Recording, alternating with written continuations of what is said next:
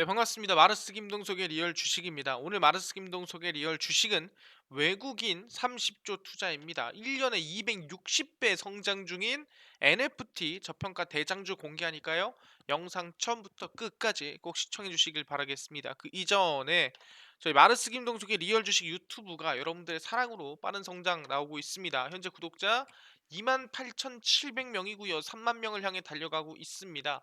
여러분들에게 도움이 될 수 있을 만한 영상들 많이 찍어드리고 있으니까 영상들 꼭 시청하시고 유튜브 구독 버튼, 영상 좋아요 버튼, 그리고 댓글까지 꼭 남겨주시면 정말 감사하겠다 말씀드리니까 오늘 영상도 처음부터 끝까지 꼭 시청해 주시길 바라겠습니다. 그래서 오늘의 주제는 방금 전에 말씀을 드렸던 260배 성장 중인 NFT 저평가 대장주입니다. 여기에 대해서 좀 하나하나 설명을 드려야 될 것 같은데, 그 이전에 좀 시장 상황 설명을 먼저 하고 가도록 하겠습니다. 시장 상황에 대해 설명을 드리자면 지금 엎치락 뒤치락이 좀 심한 상황이에요. 왜 그러냐면은 우리가 설 연휴 동안에는 미국이랑 러시아 관계가 전쟁 없다. 그리고 휴전 유지한다. 뭐 이런 얘기가 상당히 많았습니다. 그러니까 긍정적인 얘기였죠. 그러다 보니 4일 연속 미국 증시가 상승이 나와줬고요. 근데 오늘입니다. 바로 2월 3일 국내 장이 열리자마자 러시아에서는 만약에 나토에 이 우크라이나가 가입을 한다면 이건 진짜 전쟁할 거다라고 얘기를 했고요. 그래서 미국도 유럽에 3천 명 정도의 파병을 지시를 했습니다. 그래서 어떻게 보면은 연휴가 끝나자마자 긍정적인 얘기에서도 부정적인 얘기로 돌아서고 있는 상태입니다. 그러다 보니까 어느 정도는 또 이제 큰 조정은 아닙니다. 단기 조정이 나올 수 있겠다라고 생각을 하는데 여기서 중요한 건 뭐냐면 누가 이 자존심을 먼저 굽히냐의 문제인 것 같습니다. 그래서 저는 지금이 사실상 쌍바닥을 찍냐 아니면은 외바닥을 찍냐 아니면은 조금 더 깊은 외바닥을 찍냐의 차이인 것 같아요. 그러니까 이거를 그림으로 그리면 쌍바닥을 찍냐 이거에 대해서 뭐 쌍바닥을 찍냐 아니면은 외바닥을 찍냐 이렇게 현재 외바닥 찍어 놓고 살짝 눌렸다가 반등 나오는 이런 외바닥을 찍냐 아니면은 이제 최근에 저점을 살짝 깨는 외바닥을 찍냐 이 세 개 차이인 것 같아요. 쌍바닥 아니면 최근에 찍힌 외바닥 아니면은 최근 저점을 살짝 뚫었다가 올라오는 외바닥.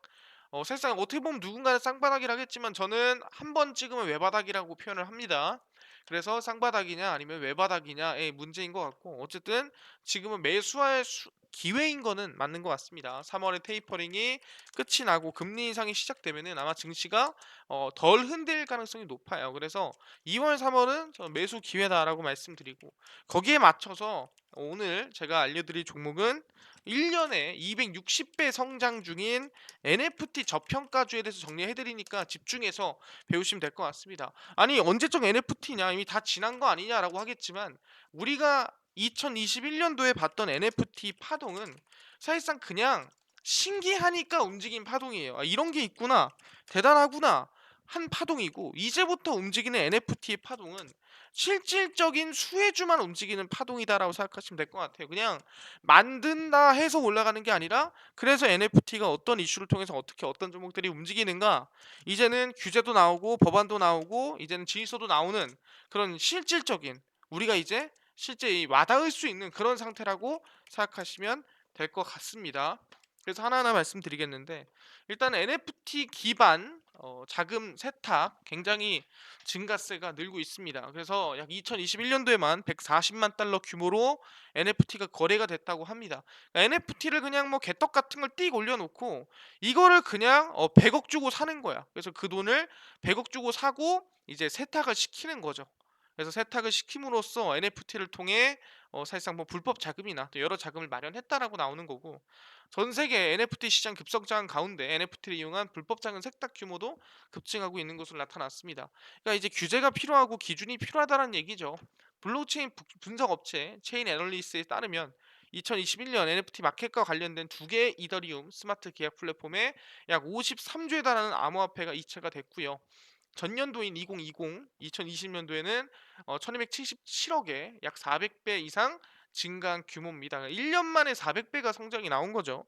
NFT 시장이 폭발적인 인기를 누리자 이를 이용한 사기라든가, 그러니까 뭐 짭 NFT를 판다라든가 그러니까 사람들이 오해하는 게 NFT는 짭이 없다라고 생각합니다. 아니에요. NFT에도 짭이 있습니다. NFT에 빅히트 사진을 판다? 그럼 똑같은 사진이더라도 이게 과연 이제 빅히트에서 발행을 한 건지 아니면은 이게 뭐 빅히트를 가져가 박히트에서 이거를 발행을 한 건지 확인을 잘 해가지고 NFT를 사셔야 돼요. 이게 짭도 진짜 많습니다. 그래서 그런 사기들이 많이 성행을 한다라고 생각하시면 될 것 같고요. 그래서 이제 암호화폐를 통한 글로벌 자금 세탁 규모는 총 10조 규모에 달한 상태고요. NFT를 이용한 자금 세탁 규모는 아직 상대적으로 작지만 2021년 초와 비교해 상당 수준으로 증가하고 있기 때문에 기준이나 규제나 법이 만들어져야 됩니다라고 얘기를 하고 있는 상태입니다. 그러니까 여기서 중요한 건 뭐냐? 이 NFT라는 걸 통해서 많은 사람들이 최근 관심을 가지고 있다. 그러니까 실제 거래가 많이 일어나고 있다라는 거죠. 이런 게 있어요라는 정의가 아니라 진짜 투자 상품이라든가 거래 상품이 되어가는 자산이 되어가는 그런 이제 상황에 놓여 있다라고 생각하시면 될 것 같습니다. 그래서 규모가 얼마 됐냐? 약 30조 원이고요. 판매액이 이게 뭐 불법이든 아니든 합법이든 뭐든 다 합쳐서 약 262배 성장을 했습니다. 그 NFT죠. 그럼 2022년에는 얼마나 더 많은 성장이 나와줄까라고 물어볼 수 있을 것 같은데 솔직히 말하면 저는 NFT에 대해서 전 준 전문가라고 생각해요. 어떤 전문가냐? NFT가 이렇다 저렇다가 아니라 NFT 상품을 설명할 수 있는 NFT 작품을 설명할 수 있는 또는 NFT가 어떻게 가격이 매겨지고 NFT를 어떻게 만들고 어떻게 만들어서 어떻게 팔고 또 파는데 뭐가 중요하고 어떤 게 가격 상승의 요인이고 어떤 게 가격 하락의 요인인지 이것까지도 알고 있는 사람이 저거든요. 그래서 이건 따로 제가 설명을 드리겠습니다. 그래서 오늘은 일단 NFT에 대한 가치, 성장성만 설명을 드리는 걸로 하고요. 보시면 NFT 이 대체 불가능 토큰 판매기 전년에 262배 불어난 약 29조, 약 30조에 달한다 생각하시면 될 것 같아요. 당연히 국내 거래보다는 해외가 많겠죠. 외국인들이 그만큼 많이 사고 판다라고 생각하시면 될 것 같아요. 블록체인 NFT 시장조사 업체 댐레이더 통계를 인용하면은 2020년 9,490만 달러, 약 1,100억 원에서 NFT 판매액이 지난해 투기 수요 등으로 급증을 하면서 약 200 몇 배? 62배 성장했다라 보시면 될 것 같습니다. 그래서 투기 수요가 물리면서 구매 후 수일 만에 되팔아 수익을 챙기는 사례도 있는 상태고 이거는 투자죠. 어떻게 보면은 나쁜 게 아닙니다.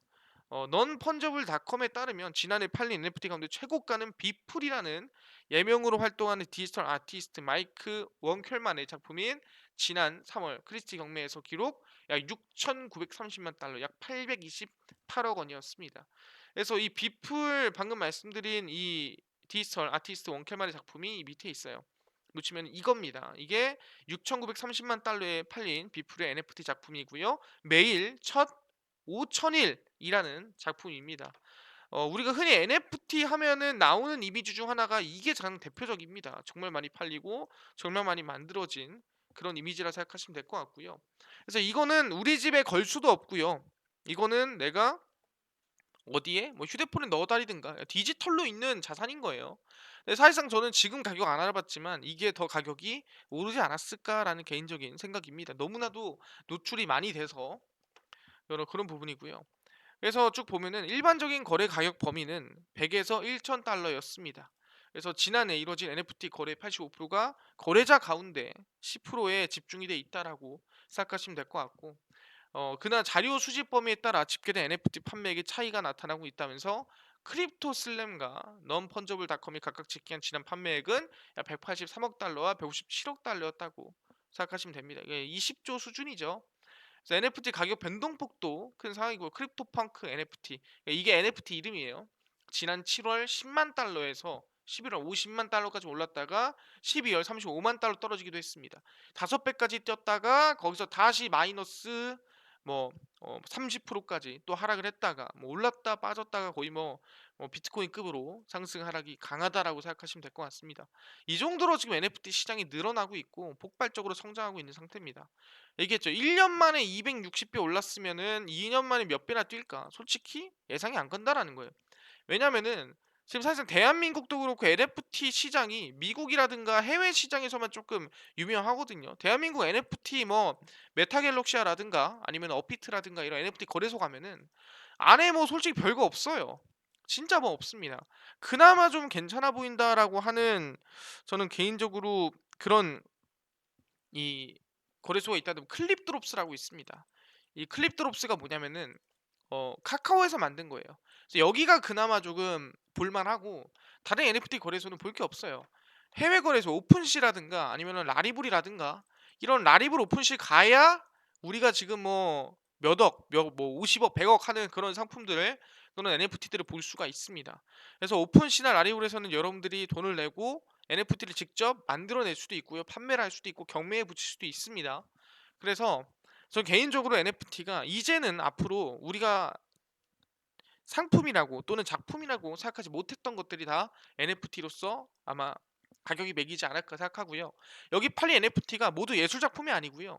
사실상 우리가 흔히 알고 있는 가상부동산, 디센트럴랜드라든가 이런 가상부동산의 땅을 이 NFT로 팔고 있기도 합니다. 그래서 사실상 정말 여러 가지가 NFT로 팔리고 있는 상태고, 그 규모가 너무 어마무시하게 커지고 있는 상태라 생각하시면 될 것 같습니다. 그리고 이제 항상 중요한 거는 그 NFT에 누가 대한민국의 중심 기업들도 투자를 하고 있다라는 거죠. 그래서 보시면 네이버 카카오도 NFT 혈전을 벌이고 있습니다. 아까 클립도롭스라고 설명드렸죠. 카카오 겁니다. 네이버와 카카오가 NFT 사업을 강화하고 있습니다. 관련 회사를 설립하고 NFT 콘텐츠도 잇따라 내놓고 있는 상태고요. 네이버의 관계사 라인은 지난달 글로벌 NFT 생태계를 본격적으로 구축하기 위해 전문 계열사인 라인 넥스트를 한국과 미국에 각각 설립을 했습니다. 뭐 블랙체인 얘기라든가 아니면은 NFT 얘기를 당연히 하는 기업이라 생각하시면 될 것 같고요. 뭐 혁신적이고 디지털이고 하는데 다 똑같은 상태예요. 그냥 오픈시나 아니면은 라리블 같은 그런 이제 뭐 시장이나 아니면 그런 상품들을 기획하는 그런 회사라고 생각하시면 될 것 같습니다. 그래서 라인넥스 대표는 NFT 콘텐츠, 게임, SNS, 온라인 상거래 등을 다양한 영역에서 디지털 변혁을 이끌고 사용자 경험을 혁신할 기술 인프라다라고 얘기를 하는 거고요. 어쨌든 뭐 시장 규모를 올리겠다라고 하는 겁니다. 그리고 카카오는 그라운드 X가 주도하고 있습니다. NFT 관련 조직 개편하고 있고요. 그라운드 X의 블록체인 개발 사업을 다른 블록체인 자회사 크러스트로 옮겼고요. 이게 이제 클립을 이용한 아까 얘기했죠. 클립드롭스 사업에 집중하고 있습니다. 저는 실제로 클립드롭스를 이용하고 있는 사람이고요. 클립드롭스에 가면은 우리가 좀 이해할 수 없는 작품들을 몇백만 원에 팔고 있어요. 하지만 다 NFT라는 거 알아두시면 됩니다. 그라운드 X 대표는 NFT 블록체인 시장에서도 폭발적으로 성장하고 메타버스 경제 기반을 구성하는 핵심 기술이기 때문에 매우 중요하다라고 얘기하는 거고요. 클립드롭스에서는 한정판 디지털 아트, 우리가 이해하기 힘든 그런 아트들이 몇백만 원에 유통이 되고 있는 상태라고 보시면 됩니다. 그래서 베타 버전이고요. 정식 버전을 출시를 했습니다. 이용 간의 디지털 아트를 사고 팔 수 있는 마켓 서비스가 담겨 있고 그 다양하지는 않습니다. 이 작품 자체가. 그래서 아마 이 다양화를 만들어가는 그런 상태다라고 생각하시면 될 것 같고, NFT를 수집할 수 있는 디팩토리 서비스도 제공을 하고 있습니다. 흔히 지갑이라고 하죠. 그 지갑 안에 이제 들어갔다라고 생각하시면 될 것 같습니다. 그래서 네이버, 카카오 모두 NFT에 역량을 지금 집중하고 있는 상태라고 생각하시면 될 것 같습니다. 근데 여기서 제일 중요한 게 뭐냐? 오케이, 알겠습니다. 근데 보통 우리가 이 NFT를 거래할 때 뭘로 거래를 하냐면은 우리 흔히 가상화폐로 거래를 하고 있습니다. 우리 흔히 비트코인이라고 하죠. 근데 비트코인 아니고요. 이더리움이라든가 아니면은 솔라나 아니면 클레이, 뭐 이런 이제 이 비트코인 이 가상화폐 암호화폐를 가지고 거래를 하고 있습니다. 이 거래가 너무나도 안정적이고 안전하고 너무 좋다 하면은 좋겠어요. 하지만 꼭 그런 것만은 아니라는 거죠. 보시면은 암호화폐가 또 뚫렸다. 웜홀 3,900억이 증발했다라고 역대 네 번째 규모로 역대급으로 털리는 이슈가 나왔습니다. 최근 이슈고요. 암호화폐 해킹 사고가 발생을 해서 약 3,800억이 사라졌습니다. 말이 3,800억이지 말이 안 되는 돈입니다. 이더리움이나 솔라나 블록체인을 연결하는 가장 인기 있는 네트워크 중 하나인 웜홀이 해킹당해서 약 3,900원이 털렸고요. 웜홀은 솔라나 이더리움 등 네트워크를 연결하고 블록체인과 메시지 전송을 지원하는 업체로 생각하시면 될 것 같습니다. NFT와 탈중앙에 점점 더 주목을 받고 있는 이더리움과 라이벌인 솔라나에 대한 현재까지 가장 큰 공격이라고 볼 수 있을 것 같고요. 일단 지금 최대한 보충을 하고 있는 건데 어쨌든 얼마? 3,900억이 털린 거는 맞습니다. 그러니까 안전성이 조금 불안하다라는 거예요. 우리가 보기에는 사실상 우리가 흔히 은행이라 그러면 믿음이 가잖아요. 정부기관이다 하면은. 근데 실제 이 가상화폐 같은 경우에는 이 정부기관에서 운영하는 뭔가 거래소라든가 지갑이라든가 이런 것들이 없다라는 거죠. 그러니까 사실 거기 안에서 이 보안 자체가 좀 취약할 수 있다. 그러니 만약 정부가 조금 이거를 만들어내고 안정성을 가질 수 있다 한다면 이보다 좋은 게 있을까? 그러니까 지금 완전하지 못하고 안전하지 못한 거예요. 그럼 이거를 어떻게 해결할 수 있을까? 뭐 정부가 만든 암호화폐 또는 디지털 화폐가 있으면 좋지 않을까라고 해서 이제부터 이슈가 좀 되는 게 뭐냐면은 바로 CBDC라고 생각하시면 될 것 같습니다. 그래서 이런 얘기 나왔죠. 파월 의장이 CBDC를 도입하면은 암호화폐는 사라질 것이다라고 얘기한 거예요. 그러니까 이제 미국에서 만약에 디지털 화폐가 발행이 된다면 우리가 흔히 알고 있는 비트코인, 이더리움, 솔라나 등등의 암호화폐가 사라지고 CBDC가 대신 자리를 차지할 것이라는 거죠. 암호화폐 광풍이 몰고 있는 각종 폐해를 방지할 대응 수단으로 중앙은행 디지털 통화, 그러니까 정부 기관이 발행을 하는 디지털 통화에 대한 CBDC 발행이 속도를 내고 있습니다.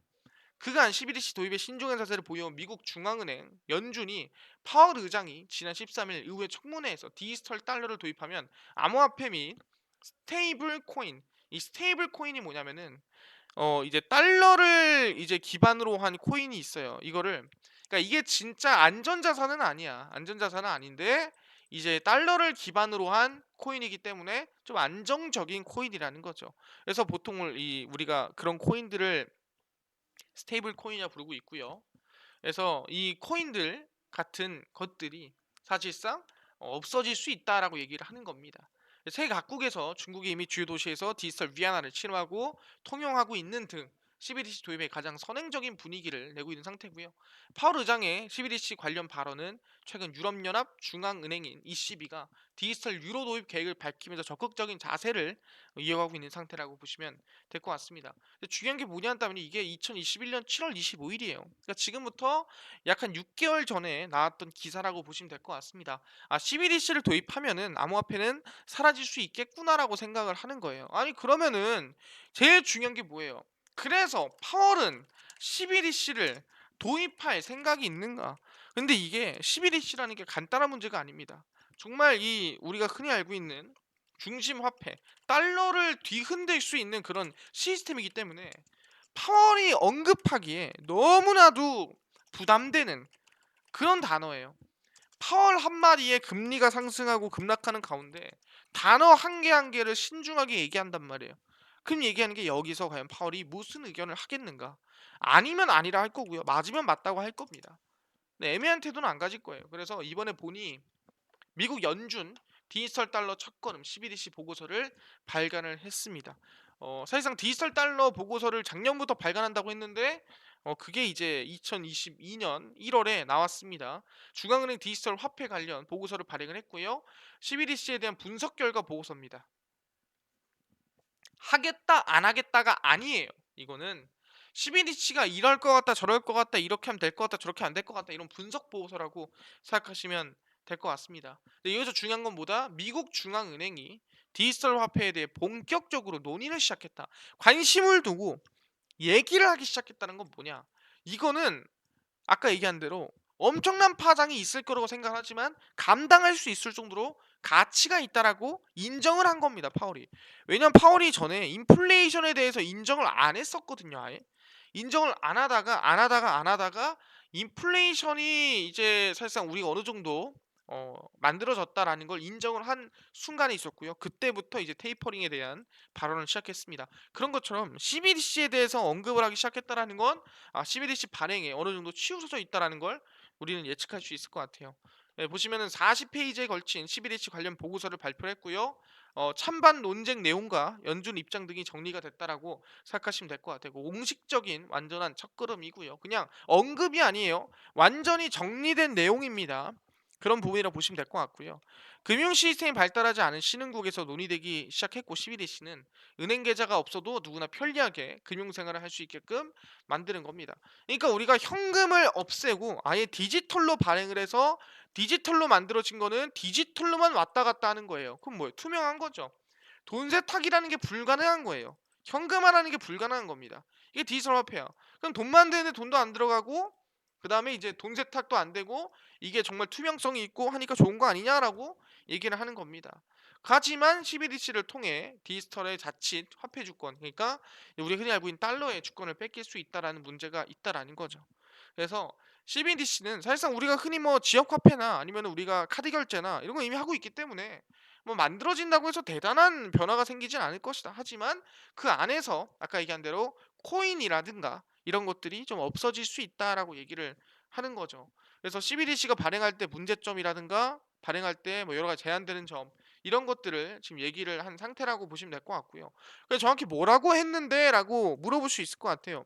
뭐라고 했는지 보니까 연준 첫 디지털 달러 보고서 발표에서 최적의 통화 가능이다. 그러니까 정말 긍정적인 얘기를 한 거죠. 전혀 부정적이지 않고 정말 좋은 얘기를 한 거예요. 디지털 달러 관련 첫 번째 보고서를 발표를 했는데 아직 뭐 발행을 한다 안 한다를 얘기를 하진 않았습니다. 왜 아까 분석 보고서야 합니다 안 합니다가 아니라 이렇고 저렇습니다라고 얘기하는 거예요. 그래서 당연히 입장이 나오는 게 웃긴 거야. 분석 보고서에 주관이 들어가면 안 되죠. 그래서 40조 분량의 보고서라 말씀드렸고요. 미국에 가장 적합한 통화가 될 수도 있다라고 얘기했습니다. 정말 긍정적인 발언이에요. 파월이 얘기했을 때 또는 연준에서 얘기했을 때 그 파장을 다 알고 있음에도 불구하고 요 정도로 긍정적으로 얘기했다라는 거는 사실상 발행을 준비하고 있다라고 봐도 과언이 아니다라고 얘기를 합니다. 하지만 이거는 진전시키기 위한 의도가 아니며 궁극적으로 발행에 대한 입장이 아직 없다라는 거예요. 왜? 이거 보고서니까. 이거는 분석 보고서이기 때문에 주가를 누를 수는 없다라는 거죠. 그래서 디지털 거래는 시중은행의 부채인 반면에 CBDC는 연준의 부채가 될 수 있기 때문에 우려가 되는데 일단은 여러 가지 조금 천천히 의논을 해봐야 된다는 얘기를 합니다. 쭉 보시면 그래서 22개의 항목 체크리스트를 바탕으로 120일 동안 약 4개월 동안 의견 수렴이 있을 예정입니다. 그래서 계속해서 의논을 하고 어떻게 할지 나아갈 예정이라는 건데 긍정적인 발언이 있었다라는 거죠. 아 그러면은 NFT 시장이 커지는 가운데 여기서 우리는 뭐다? 아, 당연히 이 거래는 현재 이더리움, 솔라나, 뭐 클레이로 가지만 CBDC로 넘어갈 가능성이 매우 높다. 관심을 계속 가져야 된다라고 말씀드리는 거예요. 대한민국도 마찬가지입니다. 한국은행이 6월까지 디지털 화폐 상용화 2단계 검증에 들어갑니다. 그럼 6월까지는 이슈가 있다라는 거거든요. 한국은행이 오는 6월까지 중앙은행 디지털 화폐 송금 결제 기능을 삼성전자 갤럭시 스마트폰에 담아 쓰는 실험을 합니다. 그러니까 CBDC를 진짜 상용화 시키겠다는 의지죠. CBDC 제조 발행 유통 실험을 성공적으로 마친 데 이어 실생활에 활용할 수 있는 오프라인 모바일 결제 실험을 진행하는 것이다. 그러니까 어떻게 보면 우리가 흔히 알고 있는 삼성페이에 좀 탑재를 하겠다. 뭐 이런 뜻이죠. CBDC 모의 실험 연구 사업 1단계 결과 향후 계획에 따르면 한은은 지난해 8월 12월 가상 환경의 블록체인 기반 모의 실험 환경을 조성하고 진행을 했고요. 이제 오는 6월 2일까지 진행되는 2단계 실험에서 삼성전자 갤럭시 등 내장된 온라인 지갑에 CBDC를 보관하는 기술을 개발할 예정입니다. 그래서 블록체인 기술을 기반으로 한 중앙은행에서 발행하는 전자화폐고요. 뭐 사실상 뭐 카카오톡 블록체인 아까 그라운드 X와 모의 실험도 진행을 하고 여러 가지 하고 있는데 일단 6월까지는 계속 이슈가 있고 CBDC가 계속 성장할 가능성이 있다라고 우리는 얘기를 한다라는 거죠. 그렇기 때문에 충분히 6월까지 우리는 CBDC에 대한 얘기 또는 기대감을 가질 수가 있는 거고 파월도 긍정적인 자세다. 무조건 지금 발행합니다가 아니라 일단은 분석 그러니까 객관적인 부분에서 봤을 때 이거는 사실상 최적의 통화라고 얘기할 정도로 긍정적이라는 거죠. 하지만 현실적으로 봤을 때 당장은 불가능하다 보니 당장 발행합니다 안 합니다를 얘기를 못했다라는 거예요. 그래서 우리는 6월까지는 CBDC 관련 이슈를 계속 봐야 된다. 그래서 관련주를 본다고 한다면 CBDC 관련주입니다. 대부분 ATM 관련주예요. 화폐 기업 관련주들이 많습니다. 한네트라든가 로지시스, KNCT가 이제 웬만하면 11이식 관련주라고 생각하시면 될 것 같습니다. 한네트를 보시면 웬만하면 좀 바닥에서 급등위에 눌림목이 나와주고 반등이 좀 나와주는 상황이거든요. 상당히 관심을 가질 만하다. 아까 얘기한 대로 6월까지 이슈가 있기 때문에 계속 봐야 된다라고 말씀드리는 거고. 오케이, CBDC가 NFT랑 엮여서 여러분들이 관심을 가져야 되는 거는 알겠습니다. 근데 저는요, 그뿐만 아니라 당일 좀 급등이 예상되는 단타 종목을 매일 무료로 좀 나눠주시면 감사할 것 같고요. 그뿐만 아니라 장 시작 전에 이슈가 될 수 있을 만한 급등이 나올 수 있을 만한 뉴스, 시황을 좀 무료로 정리해 주시면은 감사할 것 같고요. 그뿐만 아니라 테마주라든가 매매법이라든가 강의를 좀 무료로 나눠 주시면 너무 감사할 것 같습니다. 하시는 분들이 있어서 김동석 대표가 100% 무료로 나눠드리고 있습니다. 어디서 나눠드리고 있냐? 김동석의 리얼 주식 연구소라는 100% 무료 어플이고요. 이 어플은 여러분들 각 스마트폰 안에 내가 아이폰을 써요 하시면 앱스토어에서 무료로 다운로드 가능하고요. 내가 갤럭시를 써요 하시면 구글 플레이나 플레이 스토어에서 무료로 다운로드가 가능합니다. 그래서 아이폰 또는 갤럭시 구글 플레이 플레이 스토어에서 접속하시면 무료로 다운로드가 가능하고요. 들어가신다 뭐라고 검색하냐? 김동석의 리얼 주식 연구소로 검색을 하시고요. 검색을 하시면 이렇게 김동석의 리얼 주식 연구소 어플이 화면에 뜨게 됩니다. 그럼 100% 무료로 설치 가능하니까 꼭꼭꼭꼭 100% 무료로 설치를 하셔라 말씀을 드리고요. 이렇게 어플을 설치를 하시고 나면은 김동석의 리얼 주식 연구소 어플 화면이 여러분들 눈앞에 뜨게 됩니다. 김동석의 리얼 주식 연구소 어플이고요. 보시면 당일 리얼 추천주가 당일 급등 예상 종목을 무료로 알려드리고요. 급비 분석이 장 시작 전 시황입니다. 급비 자료가 테마주라든가 아니면은 강의를 무료로 알려드리고 있는 부분이고요. 그래서 들어가시면은 당일 리얼 추천주도 이미 2월 4일 추천주 올려놨습니다. 충분히 여러분들이 기대를 가질 수 있을 만한 종목 올려놨으니까 관심을 가지고 보셔라 말씀드리고요.